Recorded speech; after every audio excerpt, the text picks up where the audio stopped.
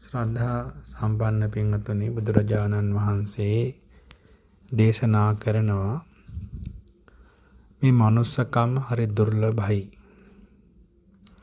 ඒ වගේ මිනිසෙක් හැටියට ජීවත් වීමත් දුර්ලභයි. ඒ වගේම සද්ධර්මයේ ශ්‍රවණය කිරීමත් දුර්ලභයි. ලෝතුරා බුදුරජාණන් වහන්සේ නමකගේ පහළ වීමත් දුර්ලභයි කියලා. මෙන්න මේ දුර්ලභ වූ කාරණා හතර මේ ධර්ම ශ්‍රවණය කරන මේ පින්වතුන් හැමදෙනාම ලබලා තියෙනවා. එනිසා මේ ධර්ම කාරණා හතර අපි අපේ ජීවිතයේ තුළ නිවැරදිව යොදා ගන්නට සමත් වුණොත්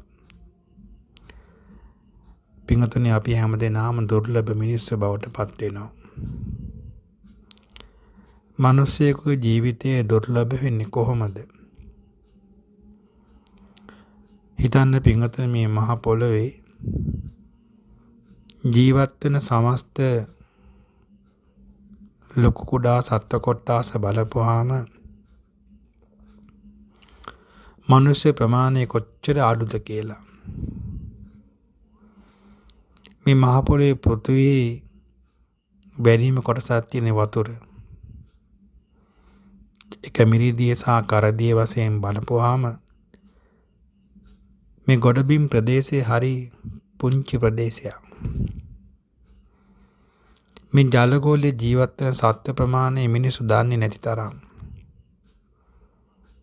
එහෙම හිතනකොට පින්වතුනි, මනුෂ්‍ය ලෝකයේ මනුස්සත්වයේ කියන එක හරි දුර්ලභ දෙයක් බව මූලික වශයෙන් දැනගන්න පුළුවන්කම තියෙනවා. ඔය අපි කිව්වේ මනුෂ්‍ය ස්වરૂපයේ ඇති මනුෂ්‍යය පිළිබඳව. ප්‍රශ්නේ එතන නෙමෙයි පින්වතුනි. ඒ මනුෂ්‍ය ස්වરૂපයෙන් උපත ලැබව මිනිස්සු ඒ මනුස්සත්වයේ ජීවත් වෙන දන්නේ නැති එක. ඒ මනුස්සෙක් වශයෙන් ජීවත් වීම දුර්ලභයි කියන එක මිනිස්සු දන්නේ නැහැ. මේ මනුෂ්‍ය රූපයේ තිබුණ පළියට මනුස්සය වෙනවා කියන එක හිතන්න එපා. අපි සිහිපත් කරන හැම නිතරම සත්ව ලෝකයේ, මනුෂ්‍ය ලෝකයේ ආහාර නිද්‍රාව ඒ වගේම අනිකුත් සියලු කාරණා සමානයි. හැබැයි සත්ව ලෝකේ සත්තුන්ට පින්වතුන් එක දෙයක් බෑ. හරි වැරද්ද තේරුම් ගන්න බෑ. එපමණයි. ඊට වඩා මනුෂ්‍ය ලෝකයේ වෙනස තියෙන පින්වතුනේ මනුෂ්‍යන්ට හරි වැරද්ද තේරුම් ගන්න පුළුවන්. ආන්ගේ වෙනස අත්විඳින්නට බැරි නම් මේ මනුස්සත්වයේ දුර්ලභත්වය ලැබෙන්නේ නැහැ. රූපයෙන් මනුස්ස වුණාට ක්‍රියාවෙන් තිරිසන් භාවයට පත් වෙනවා.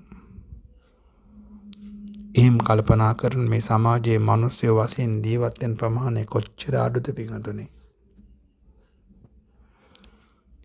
ඒ මනුස්සත්වයේ හොඳ නරක දැනගෙන ජීවත් වෙන මිනිසුන් අතර මුළු ලෝක ජනගහනයෙන් පින්වතුනි ධර්ම ශ්‍රවණය කරන්නේ අපි හිතුවට හරි පුංචි ප්‍රමාණයක්. ලෝක වැඩිම ශ්‍රාවක පිරිසක් ඉන්නේ කිතුණු ආගමේ. ඊට පස්සේ හින්දු, ඊට පස්සේ ඉස්ලාම්, බෞද්ධ පින්වතුනි නොගෙනිය හැකි තරම්. ලෝක රටවල් වලින් බෞද්ධයයි සම්මත රටවල් තියෙන හරි පුංචි ප්‍රමාණයක්. ඒ පුංචි ප්‍රමාණයනොත් පින්වතුනි ධර්ම ශ්‍රවණය කරන්න අවස්ථාව තියෙන්නේ තවත් පුංචි ප්‍රමාණයක්. ඒ ධර්ම ශ්‍රවණය කරන ප්‍රමාණය පින්වතුනි ධර්මයේ කියලා ශ්‍රවණය කරන ලැබෙන ප්‍රමාණය කොච්චරද? එහෙම හිතනකොට පින්වතුනි අධර්මයේ වැඩි. අධර්මයේ රජයේ ලෝකයක තමයි පින්වතුනි අපි ජීවත් වෙන්නේ. එහෙම හිතනොත් නිවැරදි සද්ධර්මයේ ශ්‍රවණය කරන එක පින්වතුනි මොනතරම් දුර්ලභ කාරණයක්ද? මේ ඔක්කොම රඳා පවතින මේ සීල මනුස්සත්වයේ වර්ධනය කරන් ධර්මයේ ශ්‍රවණය කරන අපිට ලැබුණේ මේ ලෝකයේ පහළ වූ අසම සම ලෝතර බුදුරජාණන් වහන්සේගේ ඒ අප කෙරෙහි තිබුණු මෛත්‍රියට බුද්ධ කියන චරිතය පින්වත් සමාන කරන්න පුළුවන් කිසිම කෙනෙක් මේ මහ පොළොවේ නැහැ. ඒ බුද්ධ චරිතය දකින්නට ඕන නම් මේ සද්ධර්මයේ දකින්න ඕනේ. මේ සද්ධර්මයේ ඇතුළත උතුරා බුදුරජාණන් වහන්සේ ජීවමාන වෙනවා. අපිට කරන්න බැරි වුණත්, අපිට වෙහෙසෙන්න බැරි වුණත්,